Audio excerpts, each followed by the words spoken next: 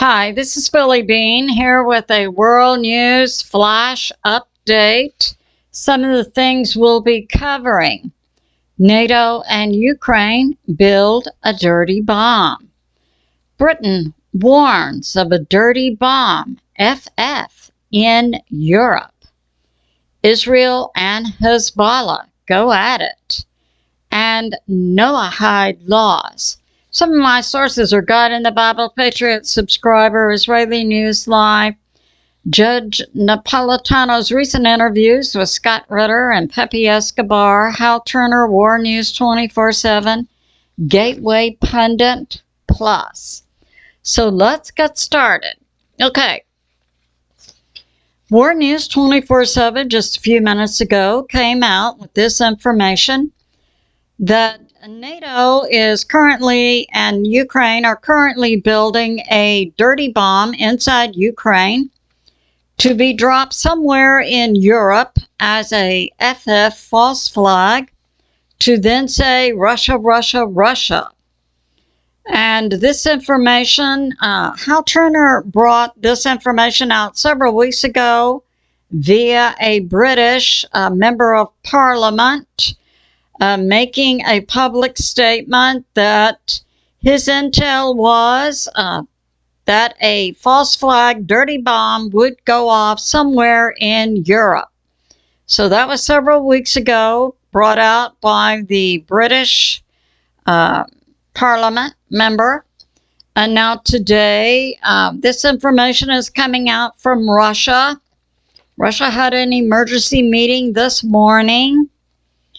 And Russia recently shut down 81 NATO member media outlets inside Russia, as European and U.S. had also shut down several Russian news outlets also.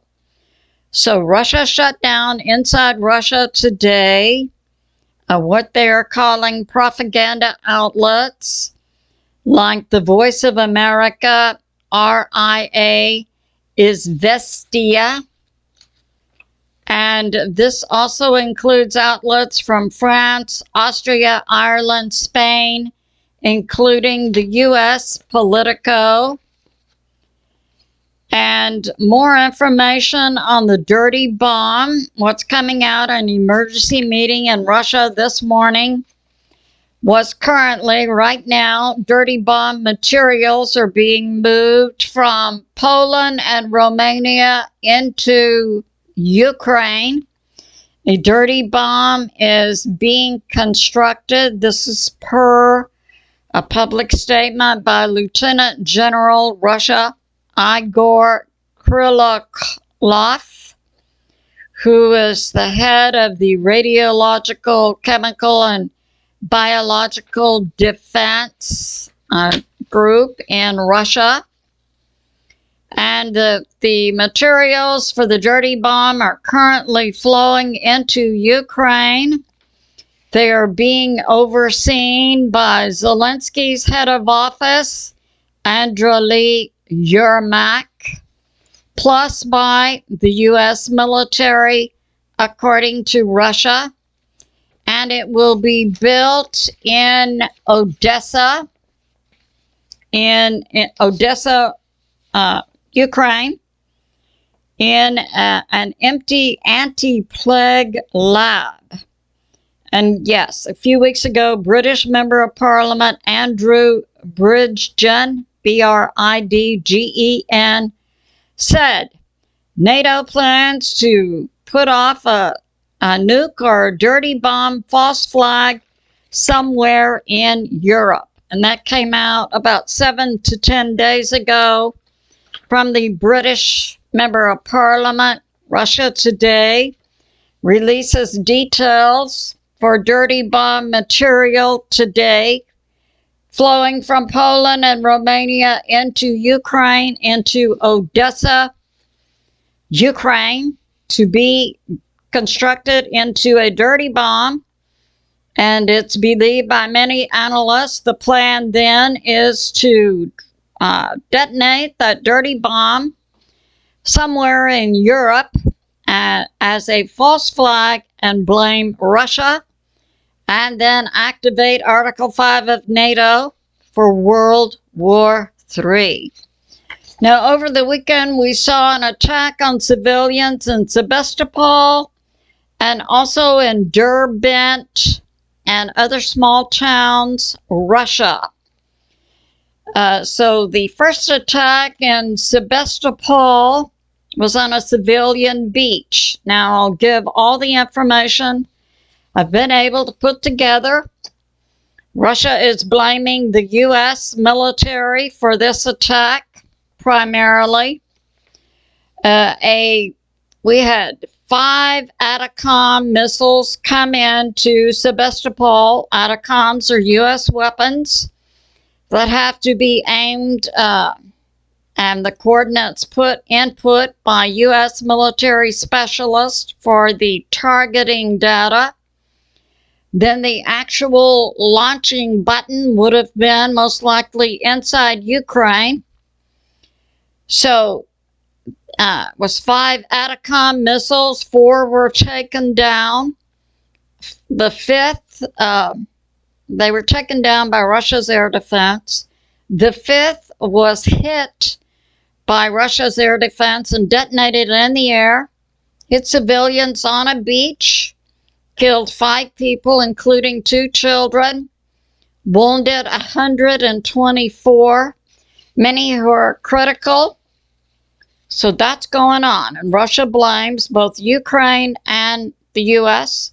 Russia has come out and made public statements blaming Ukraine and the U.S. and says that the U.S. is now a party to the conflict that's going on in Ukraine. Russia says the U.S. has become an enemy of Russia. And it's believed the U.S. provided targeting information. This is from Hal Turner for the Attack-Rus via Global Hawk drone. And then the U.S. would target the missiles, pass the information via radio to the launch site inside Ukraine. The presence of the Global Hawk over the Black Sea is documented via Flight Radar 24 map. Yeah. So that's going on. It's unknown. Will Russia retaliate against the U.S.? And now we have this. Judge Napolitano recently interviewed Scott Ritter and Pepe Escobar. And Scott Ritter brought this additional information out. While the civilian beach is not a military target, near the beach is an old, currently unused, Russian military small depot. So Scott Ritter puts forth the possibility that the U.S. was targeting the depot and not the civilian beach. So Sebastopol, yeah. And then it appears by other parties that the U.S. and NATO were aiming to strike civilians, possibly to juice up NATO's World War III scenario. Lavrov, I believe he's foreign minister in Russia, said that this was a result of a U.S. bred, trained, and who are currently in charge of Kiev or Ukraine. So Lavrov, the Minister of Defense, blames the U.S. So that's going on. We do know, and I brought out in previous videos, that inside Ukraine, the democratically elected government was taken down by a coup by the U.S. State Department led by Victoria Nuland in 2014. See, NATO had a long-term plan via the deep state for World War III. So that's going on. Now, PEPE ESCOBAR had also brought out his intel information about a possible false flag somewhere in Europe, put together by NATO, dropping it on a European nation, blaming Russia, get World War III. Now, we've had several terrorist attacks that Russia's describing as terrorist attacks.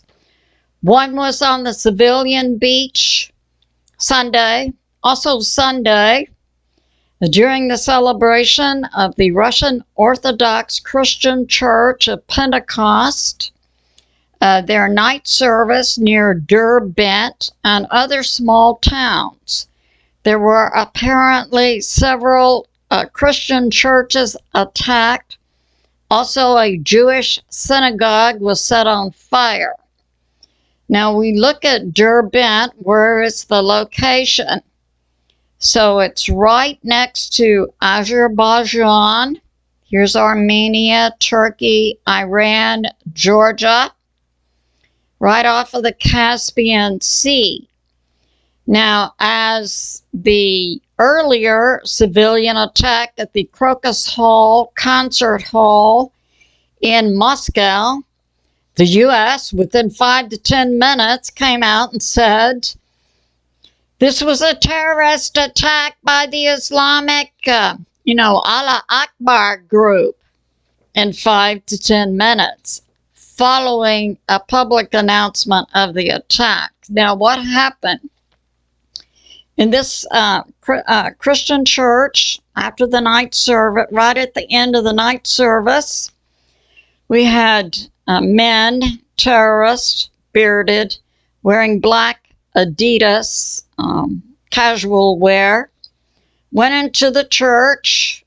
One Christian church slit the throat of the priest that had been there for 40 years. So that's going on. And then so this was near Dagestan, Derbent, and also Abkhazia, another area. Several churches and a synagogue were hit.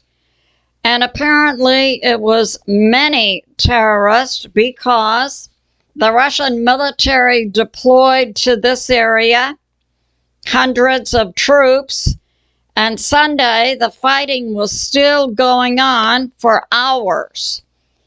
Okay, so 2 churches, but then it escalated to like maybe 3 churches were attacked. 5 police officers were reported killed near Dagestan, Russia. The terrorists were bearded, wearing black Adidas outfits, shouting Allah Akbar. And it appears the multiple buildings were attacked. It's like 3 churches and 1 synagogue in several small villages in this area. It was a coordinated attack. Killed in Derbent was Orthodox Christian priest Father Nikolai Kotanakov, whose throat was cut. Also, a security guard at the church, Mikhail, was shot. And we have law enforcement had captured Sunday, it was reported, 4 of the terrorists. The roads into and out of Derbent were closed. And then late Sunday night, where the terrorists were holding 20 to 40 church members as hostages, the Russian special forces prepared to storm the church. That was in a town, Makhakola, 65 kilometers away from Derbent. And also there was another attack in the village Sergakol. 1 officer was wounded. So that's all the details on that second terrorist attack. Now, Russia is calling the first attack on Sebastopol by the U.S. ATACMS launched by Ukraine. Russia is calling that a terrorist attack. So the second attack on Sunday of the churches and synagogue, a few details are coming out, which I've given to you. And so that is ongoing. No blame is being given out. Russia had also closed its borders then with Azerbaijan, Armenia, Georgia. So that's going on. Now we had another hit in Crimea by Ukraine of another Russian radar unit. And we have this. Currently in Ukraine, Russia has, it's believed now, about 1 million soldiers currently fighting in Ukraine around Kharkiv, moving past the Donbass area, moving past and to the Sumy area, and taking much ground. Russia hits Ukraine, Kharkiv to Zaporizhzhia, including Volchansk. Fighting continues. This was a couple of days ago in the Sumy village near Bakhmut and Chasiv Yar, north of Marinka. Ukraine is engaging in urban warfare. Russia sets up pincers, troops on both sides to take an area. Pincers. Yesterday, NATO deploys troops to the Suwalki Gap. It's widely believed a plan by NATO is to bring NATO troops, including U.S. military from Poland, Romania, and Lithuania. Germany is also set up in Lithuania, so it would involve multiple countries with troops here. Suwalki Gap, right on the border with Belarus and Ukraine, to initiate an invasion of Belarus and Ukraine. So we see yesterday NATO deploying to the Suwalki Gap, buildings. They're building new bases inside Poland. It's widely believed NATO preps for 0 hours along the 70-kilometer Suwalki Gap. NATO is currently widening roads and shoring up railroad locations to move brigades of troops. And Poland mobilizes 200,000 active and reserves. So that happened yesterday. So then, today, Ukraine has 10 brigades in the Toretsk region, which would be around Kharkiv, a major city. Russia will trap the Ukraine forces if there's no retreat. The Ukraine forces in the Toretsk area are about 10 to 11,000. Russia will use its new reserves in Kharkiv area. In other words, Russia is bringing in new Russian reserves to the area. According to Ukraine's Minister of Defense, Syrsky, they're going to order in Ukraine reinforcements, 101 elite security brigade, Ukraine National Guard reserves, also from the 24th and 59th Mechanized Infantry. These Ukraine reserves will be fronted by what's called meat soldiers, who are the new recruits, many of whom are simply the walking dead. They're put in Ukraine uniforms, but given no weapons. And even within the Ukraine military, they are called meat. This concludes my flash. It's a great time, baby, to prep and pray and keep your powder dry. I love you, and I'll see you soon.